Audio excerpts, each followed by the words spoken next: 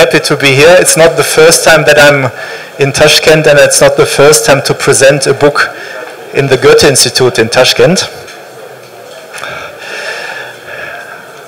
I want to take you on a journey, and I want to tell you some stories, because if we talk about architecture and about buildings, it's a little bit difficult for me as a German architect to talk to the Uzbek audience, because you know all these buildings. Some of the buildings you know better than me. I'm very sure that in some of the buildings one of you is living.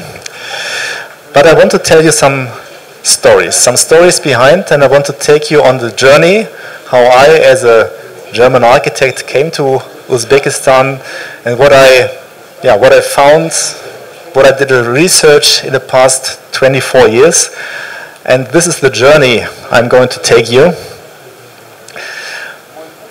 So of course we will talk about Tashkent as the center of the works of the Jarsky brothers, Pyotr, Nikolai and Alexander.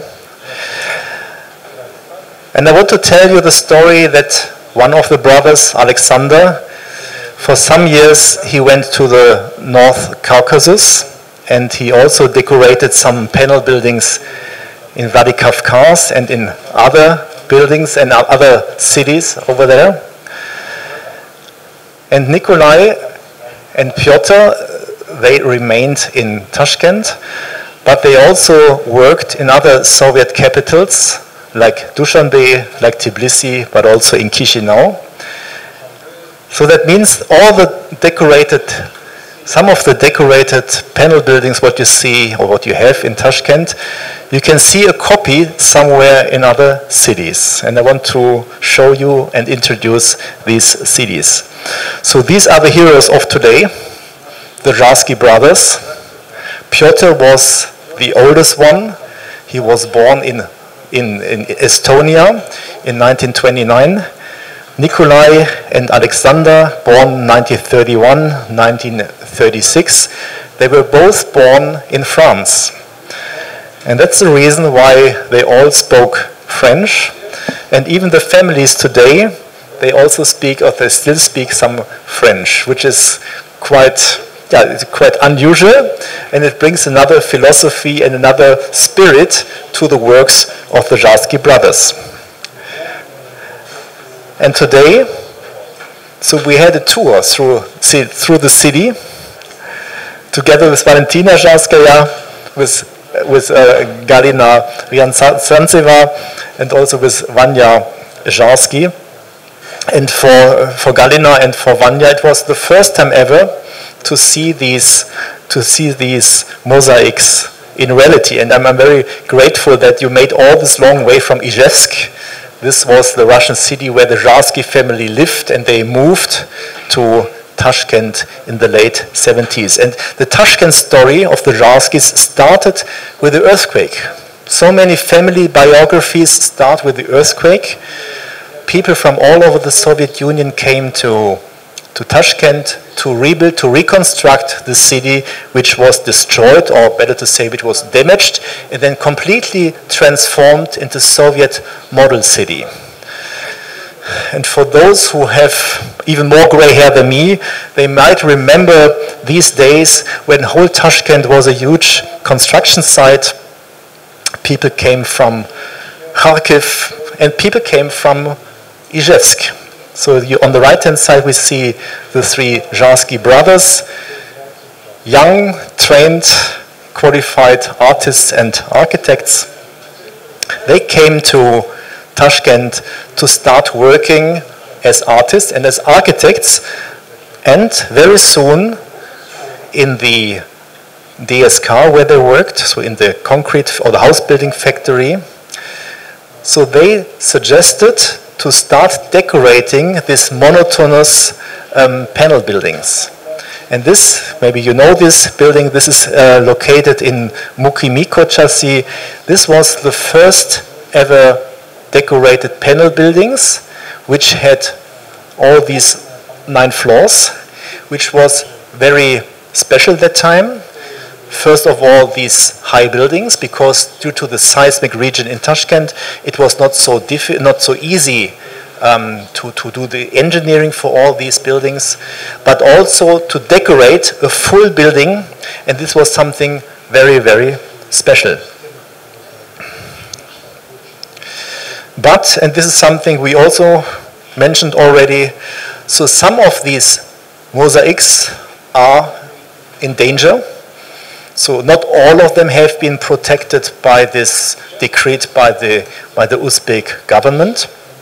And you see, one of the owners of the apartment, he drilled a hole into the facade, just ignoring the nice decoration and the facade, the art of the mosaic. And this is something, this is my message to you, to all of you who live in these buildings or who know somebody who lives in these buildings. So it's not only to protect those mosaics which are placed on the public buildings, but also to conserve and to see the value of all the mosaics on the residential buildings.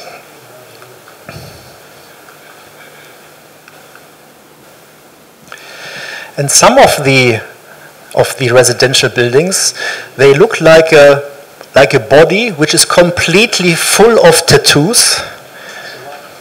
You might recognize this building, which is located at Mustakilic, Kochasi, close to former Gorky, metro station Gorky. This blue facade, which was also a cover of the magazine Architecture Stроительства Uzbekistana. So that means it was valued as a very important building. So it was a residential building, a serial, a panel building, as a decorated panel building, and it was on the cover page of this magazine in 1984.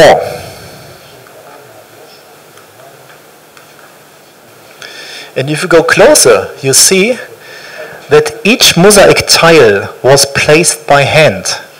So it was not painted, it was not printed, it was not done by any computer or any machine.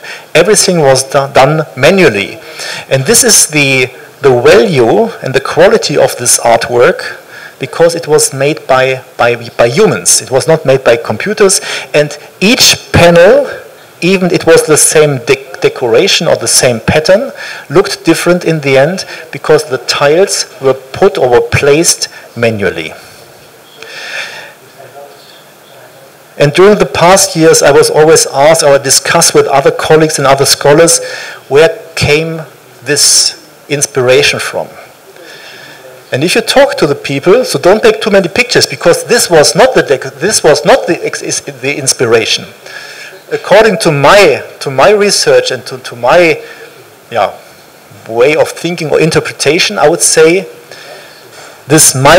the Jarskys knew about this building. So this is one of the buildings. It's a library in Mexico City, and this was built in the 40s, in the 1940s, completely covered with mosaics. Of course, it was known in Soviet Union as well. But if you go closer to what the Jarskys did, and you look to the architectural history of Uzbekistan, you will find out that the inspiration, according to my opinion, did not come from Mexico, but it came from Uzbekistan itself. So you see, I show you four slides with a combination of pictures which were taken in the early 20th century by a Russian photographer who went to Central Asia. And randomly he took pictures of decorated old buildings from Islamic time. And you can see that there is a similarity, and the Jarsky brothers, in my opinion, were very much influenced by this Uzbek architecture. You see another example from the Gur Emir in Samarkand, and you can see the star, which has been also adapted and transformed to another residential building in Afrosiab, Kochasi. We see this, the Bibi Khanum mosque in Samarkand, and on the right-hand side we see another panel building. The decoration is not. This is not Uzbekistan. This is Ijevsk. So Alexander, he also went back to Izhevsk in the 80s, and he decorated one of the panel buildings over there. And you can also see a similarity and an inspiration from the Bibi Khanum Mosque in Samarkand. But, and this is also important to highlight, it's not only about the mosaics, but it is also about the reliefs. And also the reliefs had some similarity or some inspiration from the past. So we see here the palace of the Emir of Bukhara, also a picture taken in the early 20th century. And with some fantasy, you can also recognize a similarity and an inspiration even from this decorated art. So why I show this to you? In the book, I tried to develop or systemize a typology of the reliefs and the typology of the mosaics. Because if you go closer to the mosaics and to the reliefs, you see that many, many differences. And what was so important with the Jarsky method, you see the Jarsky method here in the center. So they were always using a full panel, and the full panel was produced in the factory. And if you see the other examples, so this is another example of ceramic. This is a detailed picture from another residential building. If you go to Babur, from the airport to the city, you see these kind of ceramic tiles which were placed after the building was finished. And on the left-hand side, you see another example from Chilanzar, where the relief is very flat. So you don't have this 3D with shadow and light.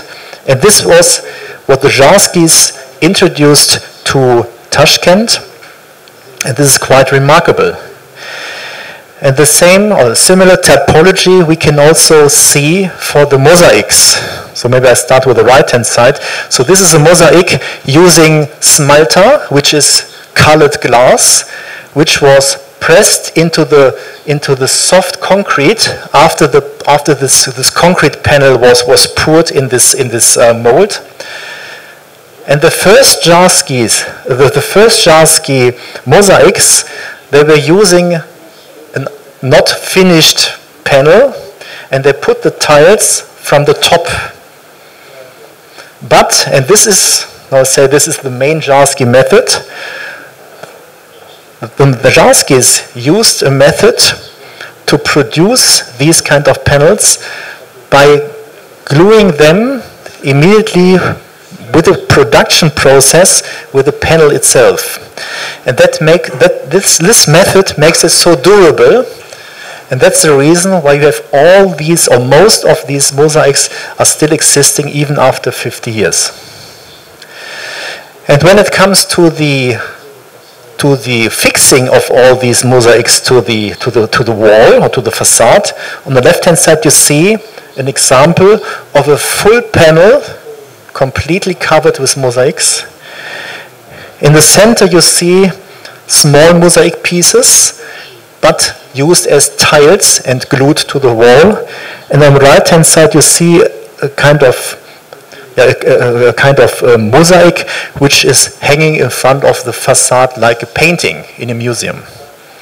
So this is important to understand the quality and the high level of what the Jarskys did. So the production story.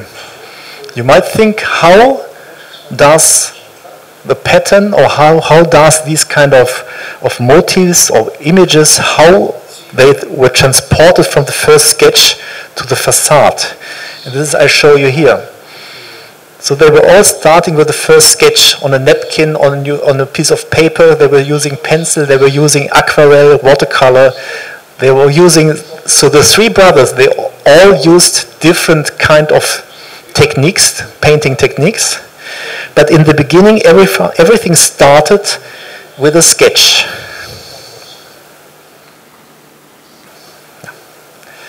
And then the sketch was scaled up to the scale 1 by 1.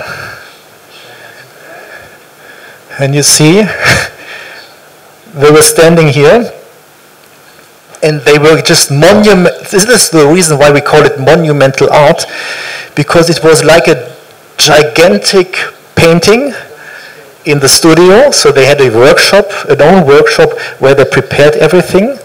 So the painting or the sketch was done one by one in the scale. And then mainly it was women to put the small tiles in the mold, in the steel mold, following the design of the sketch.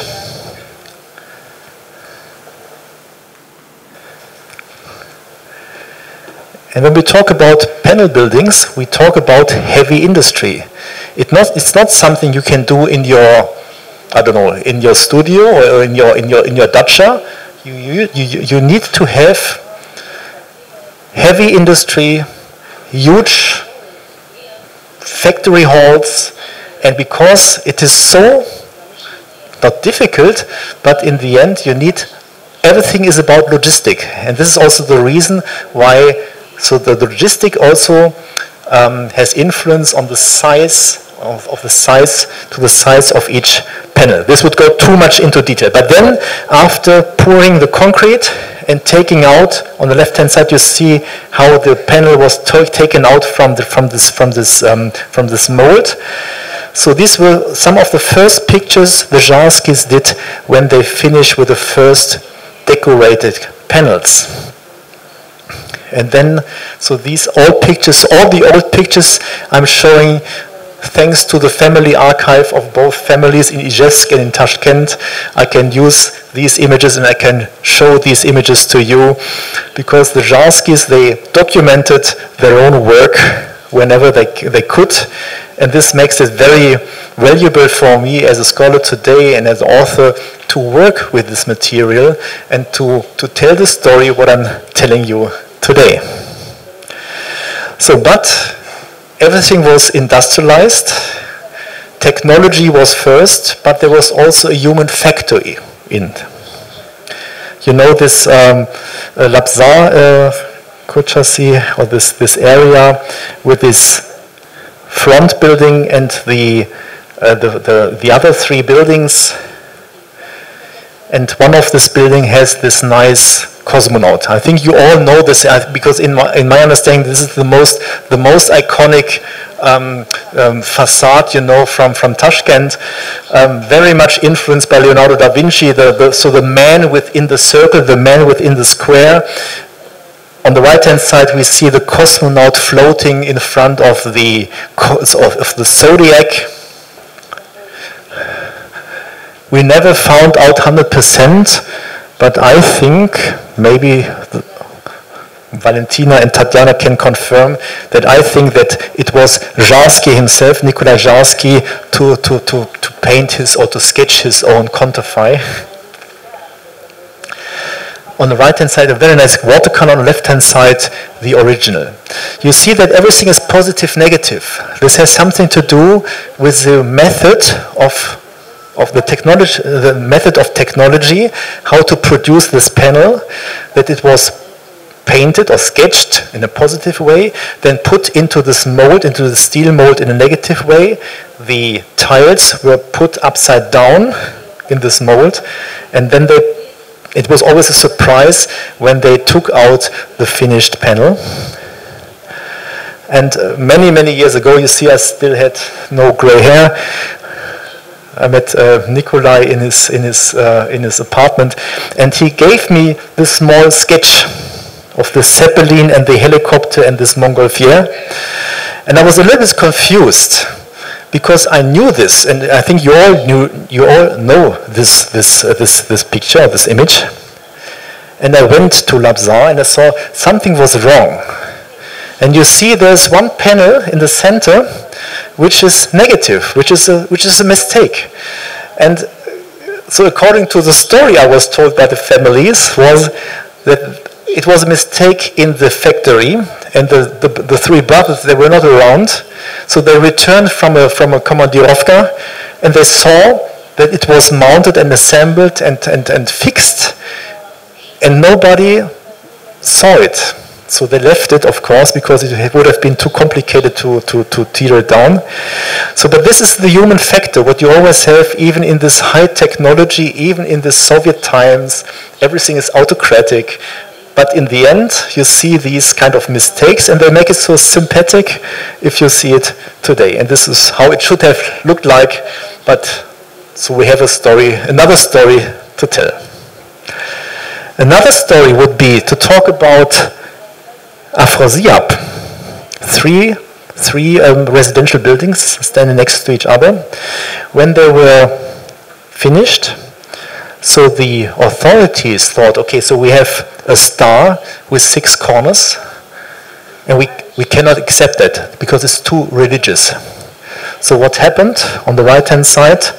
A request to the city authority to change the 6 star to 12 stars.